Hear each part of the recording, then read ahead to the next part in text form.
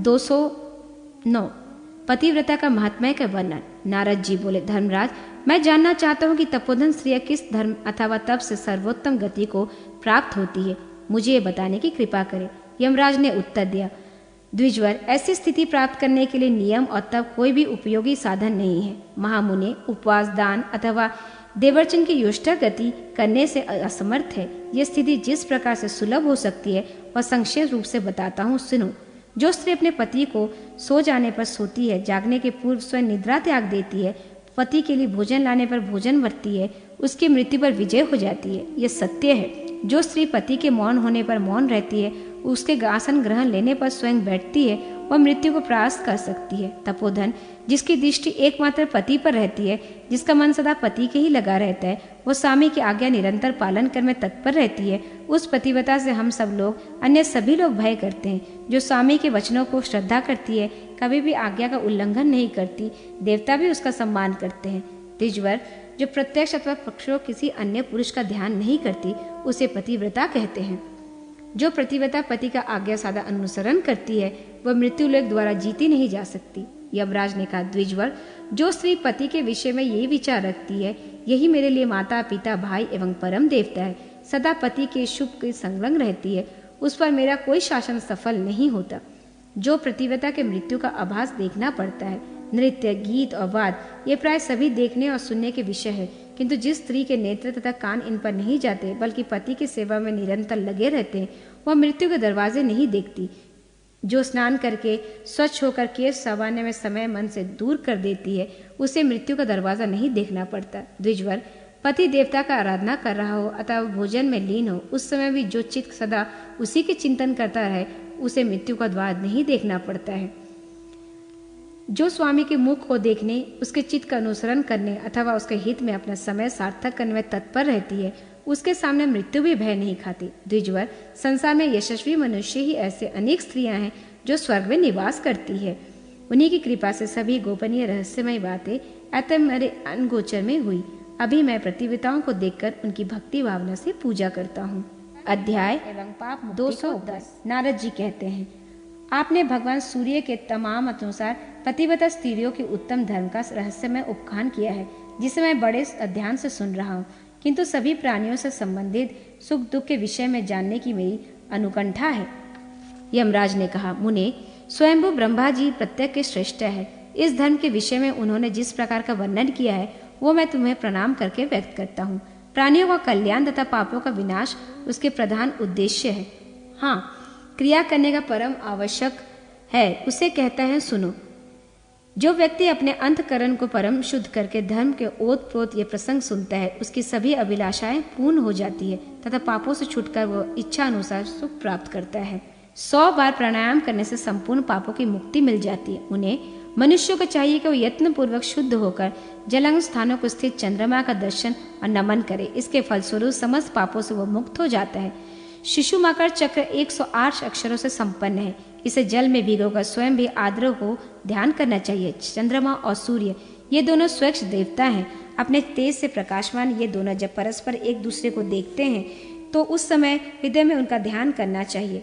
इससे सदा के लिए पाप शमन हो जाता है। महामुने, इस मानव की इस प्रकार कल्पना करे कि ये श्री हरि ही शिशुमार वामन रूप अतीर्ण लेकर वरा के रूप में धारण कर जल पर दर्शन दे रहे हैं। उन्हीं की दाढ़ पर पृथ्वी शोभा पा रही है तथा यह नरसिंह के रूप में अवतीर्ण भी हुए थे। जल या दूध का अल्पाहार रहकर आराधना करे और उसको उसका संपूर्ण पापों से उद्धार पाए। जो विधि पूर्वक ये प्रणाम करता है वह सभी पापों से छूट जाता है। और अध्याय 212 पाप नाश के उपाय का वर्णन।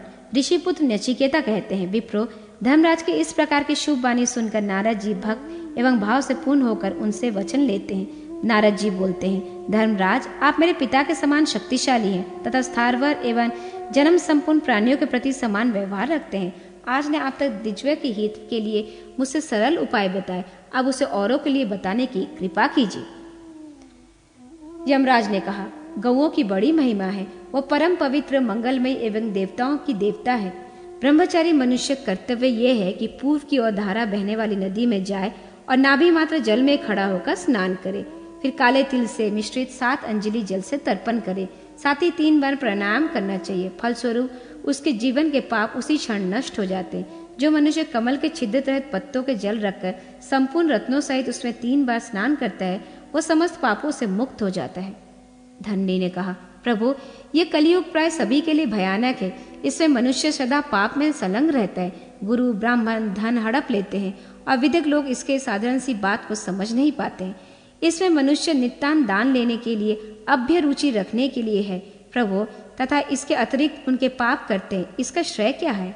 भगवान वराह ने कहा, भगवान विष्णु की सत्कृष्ट शक्ति कलियुग में नाना प्रकार के घोर पापों से रहित मनुष्य के कल्याण के लिए एकादशी का रूप धारण किया था। इसलिए सभी मासों के दिनों पक्ष एकादशी व्रत करना चाहिए। इससे मुक्ति सुलभ होती है। एकादशी के दिन अन्न नहीं खाना चाहिए। इसके पार से दुःस्वप्न जैसे सभी भय नष्ट हो जाते हैं। यमराज ने कहा, मुने, उत्तम व्रत के पालन से सदा तत्पर रहने वाली महाभागा धरनी जब भगवान वराह की यह बात सुनी तो जगत प्रभु की विविध धारणा करने में वो लीन हो गई। नारद जी कहते हैं, धर्मराज, आप संपूर्ण धर्म ज्ञानियों में श्रेष्ठ है। आपने तो ये दिव्य कथा कही, ये धर्म से ओतप्रोत है। अतः मैं अभी आपके द्वारा निर्दिष्ट धर्म वाक्य व्याख्या से संतुष्ट हो गया हूँ और मैं यथाशीघ्र उन लोगों में जाना चाहता हूँ जहाँ मेरे मन आनंद से अनुभूत हो जाए। महाराज, आपका कल्याण हो। नचिकेता कहते हैं, विप्रो, इस प्रकार कहकर मुनिवर नारद यमलोक को प्रस्थान कर गए।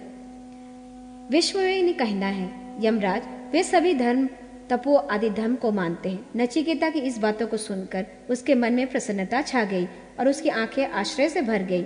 इसमें कुछ मुनि तथा विप्र ऐसे थे जिनकी देशांतर भ्रमण में विशेष रुचि थी।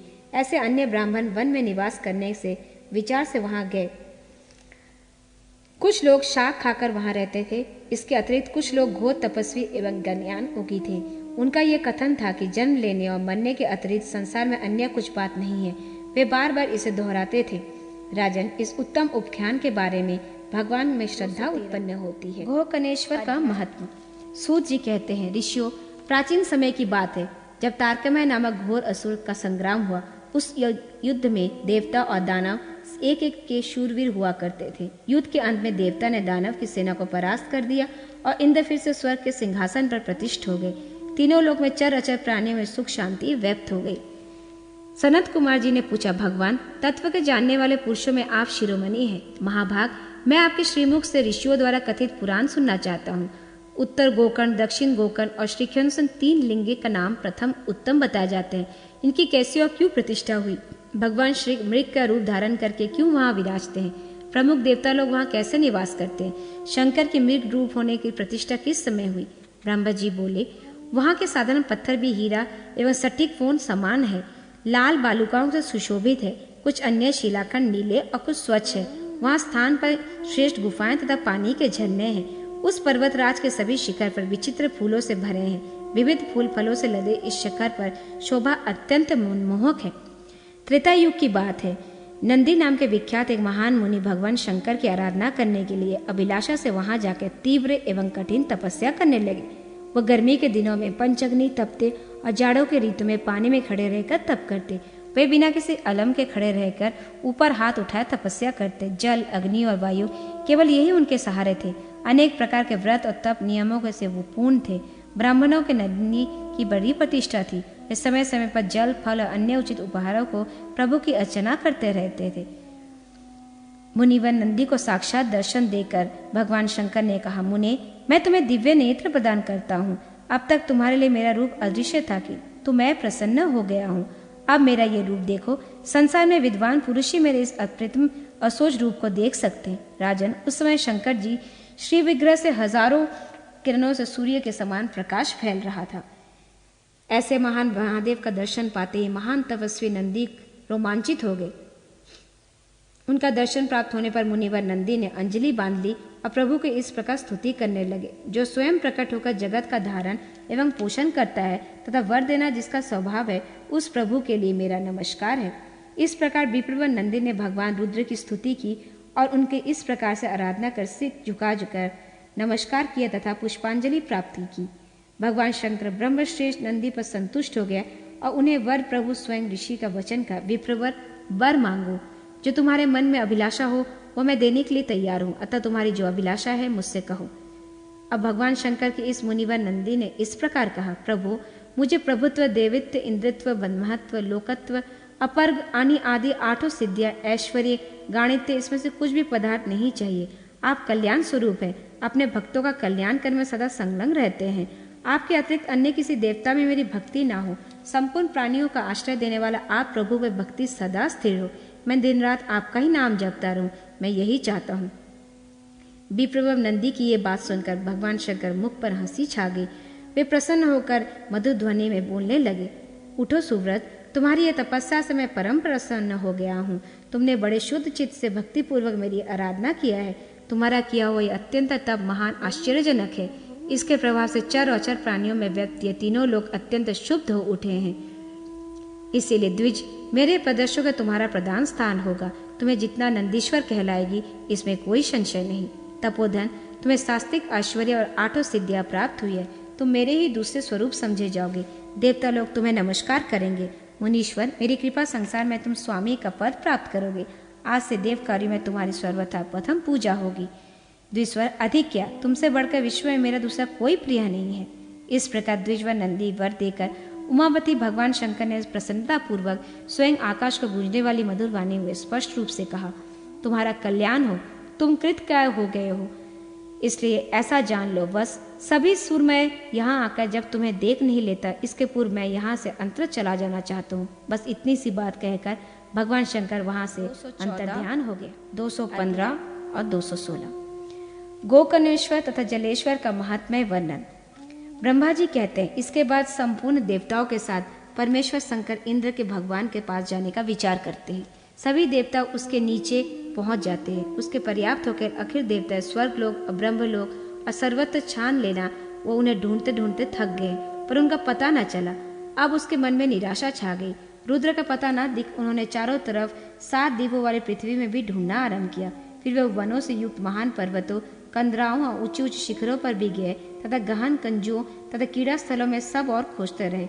इस ढूंढने के प्रयास में इस पृथ्वी के कणों तक टुकड़े टुकड़े हो गए तथा प्रयत्न करने पर भगवान शंकर के प्राप्त देवताओं की सफलता ना मिली। भगवान शंकर दर्शन उन्हें नहीं मिल सका, अतः देवलोक अत्यंत उदास हो गए। देवताओं ने इंद्र को आगे करके उसमें प्रवेश किया। वहां वे रथ आदि सवारियों को छोड़कर पैदल गए थे। फिर हम सभी कंदराओं, झाड़ियों और वृक्षों से भरे साधन वनों में संपूर्ण देवताओं के स्वरूप भगवान रुद्र को खोजने में संलग्न हो गए। आगे जाने पर हमने एक अत्यंत सुंदर वन मिला, जिसकी सभी वनों में अलंकार ही अलंकार थे। उसी स्थान पर कीड़ा करती हुई मानो मुग्ध करने वाली एक कन्या दिखाई पड़ी। सभी देवता उसे देखकर मुझे सूचित किया। उन्होंने संपूर्ण देवताओं को मैं अग्रहणी था। मैं सोचने लगा, क्या बात है। फिर एक मुहूर्त तक ध्यानस्थ हो गया। तभी मुझे उस कन्या के विषय में ज्ञान हुआ। मैंने सोचा, संसार के शासक शंकर की मूल शक्ति, जिन्हें गिरिराज हिमालय की पुत्री होने का गौरव मिला है, वह निश्चित ही भगवती उमा देवी ही है। उस समय वह प्रभु मृग समूह के बीच उनके रक्षक की भांति विराजमान थे। उनके शरीर पर सिंह और पैर था। वह तपाए हुए सोने की भांति चमक रहे थे। उनका प्रत्येक अंग गठित, मुख नेत्र पर सुडौल और सुंदर थे। उनके दांत बड़े सुंदर लग रहे थे। उस समय ऐसे मृग रूपीधारी भगवान रुद्र को देखकर सभी देवता शिखर से उतरकर उनकी ओर दौड़ पड़े। देवताओं, ये श्लेषमालक वन है। यहाँ मेरे श्रृंग को विधि पूर्वक स्थापित कर देना चाहिए। ये कार्य जगत का कल्याण होगा। ये वन अत्यंत महान पुण्य क्षेत्र होगा। मेरे प्रभाव के से इस स्थान पर महान यज्ञ संभव है। भूमंडल पर जितने तीर्थ, समुद्र और नदियां हैं, वो सब मेरे लिए यहाँ आएंगे। हिमवान पर्वतों के वो राजा हैं। मैंने इस जल में 30,000 वर्षों तक निवास करूंगा। जिस समय विष्णुकुल भगवान श्री कृष्ण अवतार होगा, वह इंद्र की प्रार्थना से अपने चंद्र द्वारा पर्वतों के शिखर उखाड़कर दानवों का संहार करेंगे। उस समय मलेच्छना भरा प्रदेश शुद्ध होगा। बहुत से सूर्यवंशी क्षत्रिय उत्पन्न होंगे और उसके प्राय से मच्छलियों का ये सत्या समाप्त हो जाएगी। तपस्वियों के लिए ये तपोवन एवं श्रद्धा क्षेत्र कहा गया है। विद्वान पुरुष प्रभास, प्रयाग, नैष्मर्य, पुष्कर और कुरुक्षेत्र भी इससे बढ़कर क्षेत्र को इस महिमा बताते हैं। वहीं मेरा आश्रम होगा। सिद्ध और चरण इस आश्रम की सेवा करेंगे। वहाँ मेरा विशाल शैलेश्वर नाम से विख्यात होगा। वहीं पंचनाथ नाम का एक पवित्र तीर्थ है, जहाँ ब्राह्मण निवास करते हैं। वहाँ केवल स्नान करने मात्र से अग्निओष्टम यज्ञ का फल प्राप्त होता जाता है। बागमती नदी यहाँ 8,000 दिव्य गौरव रक्षा करती है, अतः उसे कृदिंग अथवा पाप मानव की प्राप्ति के लिए असमर्थ है। अतः अंतकरण शुद्ध एवं पवित्र हो जाते हैं। ऐसे बागमती के जल में मानव जहाँ जहाँ स्नान करता है, वहाँ उसे राजस्व और अश्वमेध यज्ञों का फल मिल जाता है। यह क्षेत्र 1 योजन के भीतर चारों तरफ फैला हुआ है। जिस स्थान पर मैं स्वयं नागेश्वर रुद्र के रूप में विराजता हूँ, उसके मूल क्षेत्र का जानना चाहिए। इसके पूर्व और दक्षिण भाग में नागराज वासुकी का एक स्थान है। यह 1000 अन्य नागों के साथ मेरे दरवाजे पे सदा उपस्थित रहते हैं। जो लोग मेरे क्षेत्र में प्रवेश करना चाहते हैं, वासुकी का काम उनके सामने विघ्न उपस्थित करना है। जो व्यक्ति मेरे पर्वत पर श्रद्धा पूर्वक प्रज्वलित दीप प्रदान करता है, उसकी उत्पत्ति सूर्यप्रभ नामक देवताओं की योनि में होती है। जो लोग संगीत, वाद, नृत्य, स्तुति अथवा जागरण करके मेरी सेवा उपासना करते हैं, वे लोग मेरे निवास के अधिकारी हो जाते हैं। जो प्राणी दही, दूध, मधु, घृत अथवा जल से मुझे स्नान कराते हैं, उन पर बुढ़ापा, रोग, मृत्यु वश कभी नहीं आता है। जो मानव श्रद्धा के अवसर पर भक्ति पूर्वक ब्राह्मणों को इस स्थान में भोजन करता है, उसे स्वर्ग में अमृत पान करने का अवसर मिलता है। एक बार एक नुलकुम नाम से सुपित हुई। उन्होंने सावधान होकर वहां स्नान किया। इससे उनके मन पवित्र हो गए और पूर्व जन्म की बात उसे याद आ गई। उसके उत्तर भाग में सिद्ध पुरुषों की सेवित एक तीर्थ है। उसका गुहूर्त नाम प्रांतमिकी है। उस गुहकर्ण निरंतर रक्षा करता है। जो मनुष्य वहां पूरे वर्ष भर सदा स्नान करता है, उसे उत्तम बुद्धि प्राप्त होती है। वह गुह का शरीर प्राप्त कर भगवान रुद्र का अनुचर बन जाता है। उसे फलस्वरूप मृत्युलोक का दर्शन नहीं होता। वह किसी प्रकार का बाधा कष्ट नहीं पहुंचता। वह सुंदरिका तीर्थ है। बहुत पहले ब्रह्मा जी ने इसका निर्माण किया था। यहाँ पे लोग अगर एक बार जल में स्नान कर ले तो उसे मेरे कुल की प्राप्ति होती है। बागमती और मणिवती, ये दोनों पवित्र नदियाँ हिमालय का भेदन करके निकली है। ये दोनों पाप नाशक करने की पूरी शक्ति रहती है। जो वेद का पूर्ण विद्वान द्विज पवित्र होकर दिन रात वहाँ निवास कर और जप करता है, उसे अग्नि अष्टम यज्ञ का फल प्राप्त हो जाता है। यहाँ पर यदि ब्राह्मणों का थोड़ा भी धन दान दिया जाए तो उसका दान का पुण्य फल अक्षय हो जाता है। ऐतब देवताओं, सब प्रकार के प्रयत्न करके यहाँ धर्म कार्य में संपादन कीजिए। ये लेशात्मक वन पुण्य क्षेत्र है। ये मेरा क्षेत्र पृथ्वी के गोकर्ण के नाम से प्रसिद्ध होगा। इस प्रकार सनातन भगवान रुद्र ने देवताओं को आदेश देकर अपना पूर्ण रूप किया। अब देवता उन्हें देखने के असमर्थ हो गए और वो उत्तर दिशा की ओर चल पड़े। अध्याय 200। संत कुमार जी कहते हैं, भगवान, आपने यथावत मेरी सभा शंकाओं का निरंकर सारी बस्ट कर दी है। मैं संशय से बात पूछता हूँ कि आप इन्हें भली भांति स्पष्ट करते रहे। विश्व स्वरूप स्थानातु जगदीश्वर भगवान शंकर अप्रतिम तेजस्वी है। वे जंगल में आनंद पूर्वक विचार रहे थे। वह जंगल पुण्य क्षेत्र था। महाभाग जगत का कल्याण करने के लिए उनका विग्रह एवं श्रम जिस प्रकार प्रतिष्ठा हुआ, मैं उसे तीर्थ में बन गए। मैं उसे सुनना चाहता हूँ। ब्रह्मा जी ने कहा, महामुने, इन सभी तीर्थों का फल जो निश्चित रूप से बतलाया गया है, उसका शेष भाग तुमसे पुण्यजति कहेंगे। हम इस समय मुनियों के अग्रणी बनकर इस वन में विराजो। तात, तुम मेरे समानी वेद और वेद को तत्व को भली भांति जानने वाले पुत्र हो। जो पुरुष इस प्रसंग को सुनेगा वह संपूर्ण पापों से छूट जाएगा। यही नहीं, वह यशवती कीर्तिमान होकर इस लोक में और परलोक में पूज्य होगा। चारों वर्णों के व्यक्ति कर्तव्य में मन और इंद्रियों से सावधान निरंतर इस प्रसंग का सेवन करेंगे। इस पुराण को सुनने से मनुष्य लोक परलोक में दुर्गति नहीं होगी। जो मनुष्य प्रातःकाल उठकर इसका श्रवण कीर्तन करता है, वह स्वर्ग में प्रतिष्ठित हो जाता है। सूत जी कहते हैं, विप्रो, परम निष्ठि प्रजापति ब्रह्म संत कुमार जी ने इन बात कहकर विराम लिया। इन सभी बातों को मैंने आप लोगों को तत्पूर्वक वर्णन किया। ऋषि वरो, भगवान वरा और पृथ्वी देवी का संवाद ये सार भाग है। जो व्यक्ति भक्ति पूर्वक सदा इनका पाठन, श्रवण अथवा मनन करेगा, वह संपूर्ण पापों से छूटकर परम गति प्राप्त करेगा। मैनिष्य, हरिद्वार, पुष्कर, प्रयाग, ब्रह्म तीर्थ तथा अमरकंठ जैसे जाने के पुण्य फल प्राप्त होता है। उसे कोटि गुना अधिक फल इस पुराण और के श्रवण और पठन से होता है। श्रेष्ठ ब्राह्मण को कपिला दान कराने पर जो फल मिलता है, उतना फल इस वराह के पुराण के अध्यक्ष के श्रवण करने से होता है। इसमें कोई संदेह नहीं। पवित्र होकर सावधानी के साथ इस पुराण का 10 अध्याय का श्रवण करने से मनुष्य अग्निष्टम और अतिरात योगों का फल का भागी हो जाता है। जो बुद्धिमान व्यक्ति उत्तम भक्ति के साथ निरंतर इसका श्रवण करता रहता है, उसे भगवान वराह के विचार अनुसार यज्ञ, सभी दानों, अखिल तीर्थों का अभिषेक प्राप्त हो जाता है। वसुंधरे, इस पुराण का श्रवण करने से संतान भगवान विष्णु के भांति चंदन, पुष्प, वस्त्र पूजा करनी चाहिए और ब्राह्मणों को भोजन कराना चाहिए। यदि राजा हो तो उसे अपनी शक्ति अनुसार ग्राम आदि का दान कराना चाहिए। जो मानव पवित्र होकर संचित पुराण का श्रवण करता है, उसकी पूजा करता है, वो संपूर्ण पापों से छूटकर श्री हरि के सुजय को प्राप्त कर लेता है। श्री वराह पुराण समाप्त।